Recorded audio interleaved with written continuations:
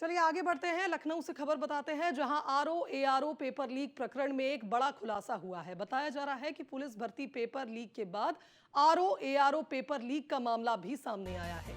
एक ही गिरोह ने ये पेपर लीक कराए हैं। यूपी की दोनों परीक्षाओं के पेपर एक ही गिरोह ने लीक करवाए हैं। सिपाही भर्ती पेपर लीक के आरोपी राजीव नयन के साथी सुभाष प्रकाश ने ये पेपर लीक करवाया था।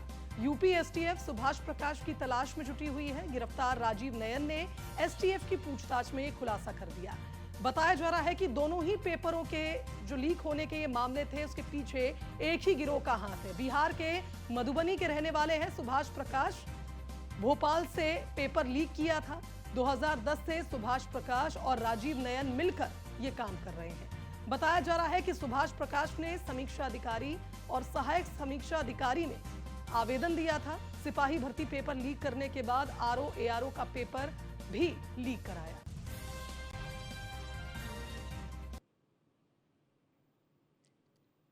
चलिए एक बार फिर रुक कर लेते हैं। हमारे संवाददाता अश्विनी हमारे साथ लगातार बने हुए हैं। अश्विनी, जब जब पेपर लीक हुआ है, छात्रों का नुकसान हुआ है और अब एक बड़ा खुलासा हुआ है कि दोनों ही पेपर जो यूपी के हुए हैं, इन दोनों ही पेपर लीक मामले में जो गिरोह है वो एक ही है और लगातार ये एक्टिव था।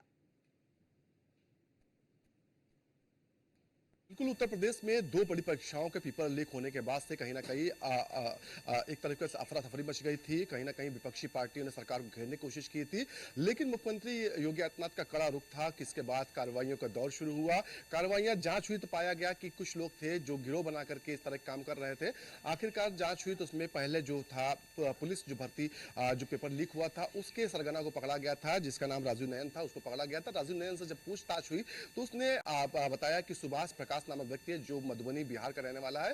पूरे घटनाक्रम के पीछे उसी का हाथ है और दोनों पेपर चाहे पुलिस हो चाहे आरओ एआरओ का हो, उसी ने पेपर लीक कराए। तो निश्चित तौर पर कहीं ना कहीं पुलिस अब सुभाष जो एसटीएफ है वो अब सुभाष प्रकाश की तलाश में लगी हुई है, क्योंकि मुख्यमंत्री ने इस पर बेहद ही नाराजगी जाहिर की थी। क्योंकि मुख्यमंत्री का साफ कहना है कि उत्तर प्रदेश के अंदर जो भी एग्जाम होंगे उनमें कहीं पर भी फर्जीवाड़ा नहीं होगा, कहीं पर पेपर लीक नहीं होगा और जो भी ऐसे काम करते हैं उनको नस्तानाबूद कर दिया जाएगा। तो निश्चित तौर पर कार्रवाई का दौर जब शुरू हुआ था उस दौरान देखा गया था कि दर्जनों लोगों को गिरफ्तार किया गया था। एसटीएफ सक्रिय हुई थी। एसटीएफ ने उत्तर प्रदेश से लेकर के बिहार दिल्ली तक छापेमारी की थी, जिसमें कई लोग गिरफ्तारी हुए। जहां से धीरे धीरे जब पूछताछ हुई, पूछताछ में पाया गया कि कौन कौन से लोग शामिल थे, तो इसमें से राजीव नयन और सुभाष प्रकाश का नाम सबसे बड़ा नाम निकल के आया कि ये दोनों ही गिरोह के सरगना हैं और इन्हीं के अंडर में तमाम जो लोग हैं वो काम करते हैं।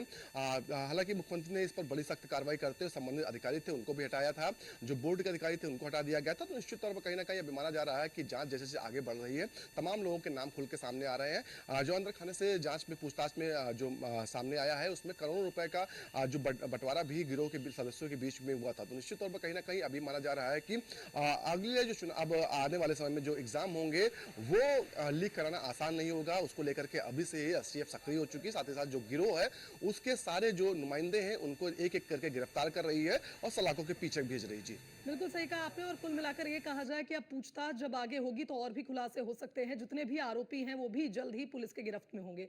बहुत शुक्रिया अश्विनी आपका तमाम बातचीत के लिए।